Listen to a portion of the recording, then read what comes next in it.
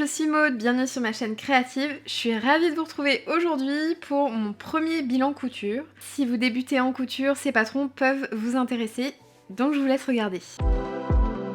C'est celle que je porte actuellement. C'est la robe que j'ai réalisée à partir du tuto des jolis détails de Margot. Pour cette première robe, le patron est gratuit. C'est malheureusement une taille unique, mais vous pouvez quand même la modifier pour le faire à la taille souhaitée. Je l'ai fait du coup dans un tissu viscose que j'ai acheté chez Tissu de Rêve. Malheureusement, ce tissu ne se vend plus. Alors, ce qu'il faut faire par contre pour cette robe, je tiens à vous dire que comme c'est un patron gratuit, il ne s'agit pas vraiment en fait d'un patron, mais des explications pour réaliser le patron. C'est des stories Instagram qu'elle a mis sur son blog. Les plus, donc c'est gratuit, on va quand même pas se plaindre. Le résultat est là. Je trouve qu'elle me va assez bien. Alors après ça dépend de chacun, mais je trouve que cette robe en fait convient à beaucoup de morphologie. En tout cas pour ma morphologie où j'ai de la forte poitrine et après bon j'ai pas mal de fesses et tout, c'est qu'elle est serrée en fait juste en dessous de la poitrine au niveau de la taille et qu'après elle reste assez évasée.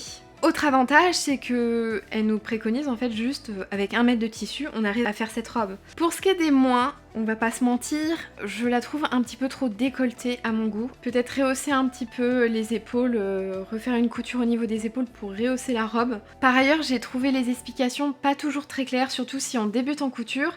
Ça peut paraître un petit peu difficile puisqu'il s'agit, comme je vous disais, de stories Instagram. Les stories Instagram, on met très peu de photos, on met quelques petites explications. C'est vrai que pour ceux qui veulent des détails, on ne voit pas vraiment très bien certaines photos. Si c'est votre première robe et que vous souhaitez faire celle-ci, je vous conseille d'être accompagné par quelqu'un qui s'y connaît ou sinon de commencer par une robe avec un patron. Autre chose aussi, alors ça ne me concerne pas particulièrement parce que je fais qu'1m58, ça peut paraître court. Si vous faites plus d'1m70, je vous conseille quand même de rajouter quelques centimètres. Si ce patron gratuit avec ses explications vous intéresse, je vous mets tous les liens en description pour que vous puissiez vous aussi la réaliser.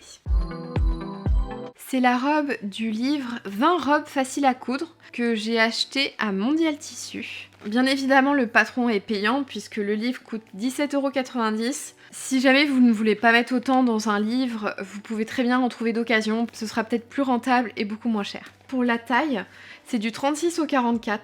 Le jersey que j'ai utilisé pour réaliser cette robe, c'est un jersey vert sapin que j'ai acheté sur tissu.net. J'en ai eu pour 10,74 €, 1m20. Le jersey, un petit peu complexe pour les débutants, mais quand on veut se lancer, c'est une bonne idée. Donc là, ce qu'il va falloir faire pour réaliser justement cette robe en jersey, vous allez devoir décalquer le patron. Donc voilà, ça se chevauche comme ceci. Ça reste quand même très clair. Il y a toutes les explications dessus, vous avez toutes les annotations dos, s'il faut mettre au pli ou pas. Donc les explications sont très claires sur ce patron, je trouve. Pour définition au top du top, pensez aussi à l'aiguille double. Alors je déteste ça. Si vous avez des conseils ou même des tutos pour regarder sur YouTube ou quoi, j'ai beau regarder, j'ai vraiment beaucoup de mal avec l'aiguille double. Et la finition en aiguille double a été très laborieuse. Les plus pour ce tuto, j'ai beaucoup adoré le patron encore une fois. J'ai pris un patron quand même assez avantageux pour ma silhouette. J'aime beaucoup le décolleté en rond, qui change un peu des décolletés en V qu'on a l'habitude de voir. Tout comme l'autre robe, je trouve qu'elle peut convenir quand même à beaucoup de morphologie. Et je trouve que ça taille très bien. La plupart du temps, je fais du 42 à cause de ma poitrine.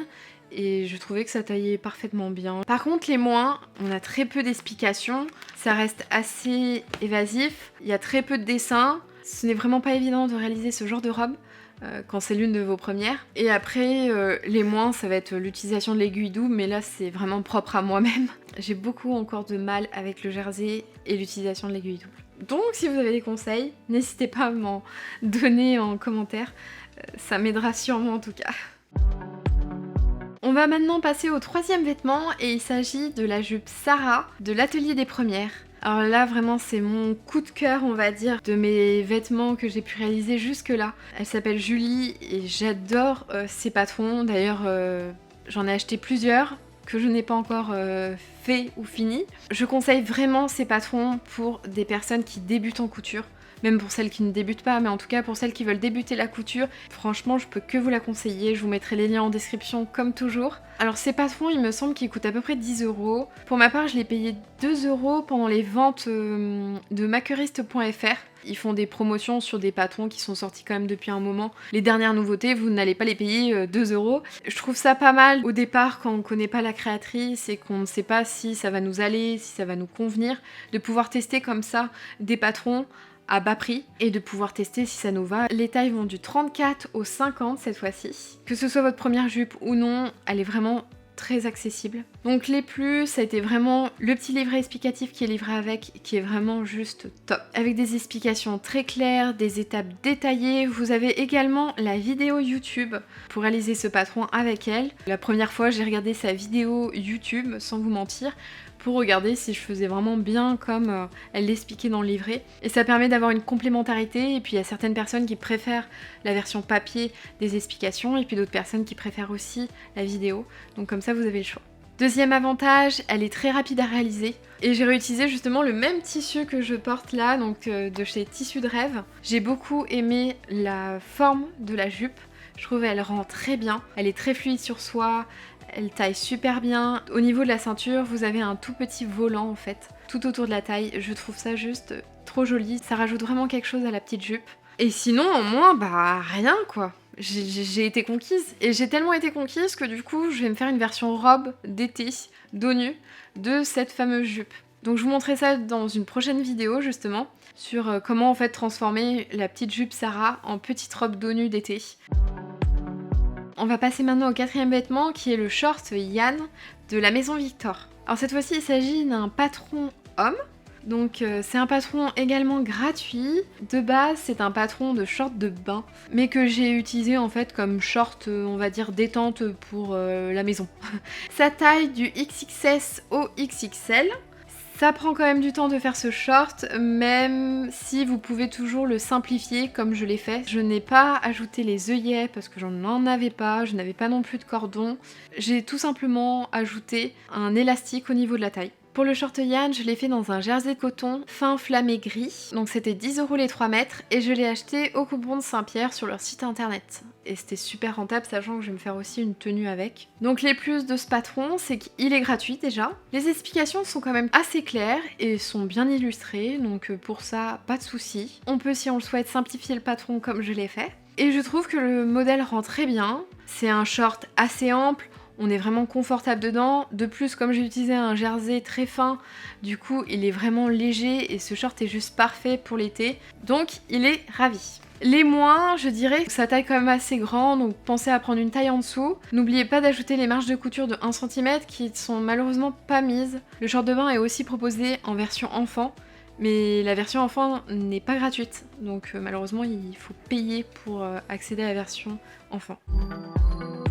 Et on va finir par le débardeur Mourea de chez Gaël & Sio. J'ai réalisé ce débardeur noué dans un jersey blanc. Il était à 4,90 € le mètre sur Tissus de Rêve. Pareil, le patron est payant, mais comme pour la jupe Sarah, j'ai pu l'avoir à 2 € seulement sur le site maqueriste.fr. Tout comme pour la jupe Sarah, les tailles vont du 34 au 50. Les plus pour ce patron là, ça va être le fait que c'est très rapide à faire comme débardeur. On peut faire également une robe. En fait, quand vous achetez le patron, vous avez des ensembles. Ça vous permet ainsi de faire plusieurs versions. Par ailleurs, vous avez plusieurs possibilités de finition d'ourlet. Et comme je vous le disais, les explications sont vraiment très claires. Les moins, je suis pas très fan du débardeur noué.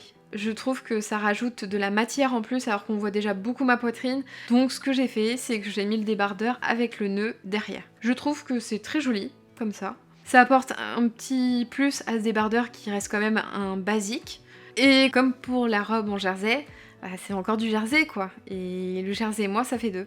Et sinon, autre chose, ça taille quand même un peu bizarre. Alors moi c'est toujours le problème quand je veux réaliser des hauts, ça baille sur les côtés. Mais voilà, c'est que quelques petits détails, sinon vraiment, si vous voulez réaliser un débardeur très rapide à faire, en moins d'1 heure c'est fait. Voilà, cette vidéo touche à sa fin, j'espère qu'elle t'a plu. Si c'est le cas, n'hésite pas à écrire un petit commentaire, je te répondrai avec grand plaisir. Et puis si t'es pas encore abonné, n'hésite pas à le faire. Si toi aussi tu veux réaliser ta couture et que tu souhaites avoir une petite fiche couture pour noter le tissu qu'il te faut, le projet que tu souhaites faire, j'ai fait justement une petite fiche couture dédiée. Tu as accès à cette petite fiche couture directement en lien de cette description. Et si tu veux également faire des croquis de tes prochains projets et que malheureusement tu trouves comme moi que des livres comme ça qui ne sont pas représentatifs de ta silhouette. Alors la silhouette que je te propose, c'est malheureusement plus mon gabarit, mais si jamais ça peut te correspondre un petit peu plus, je te mets également en lien de cette description l'accès à cette petite silhouette que j'ai faite. Et quant à moi, je te dis à très bientôt.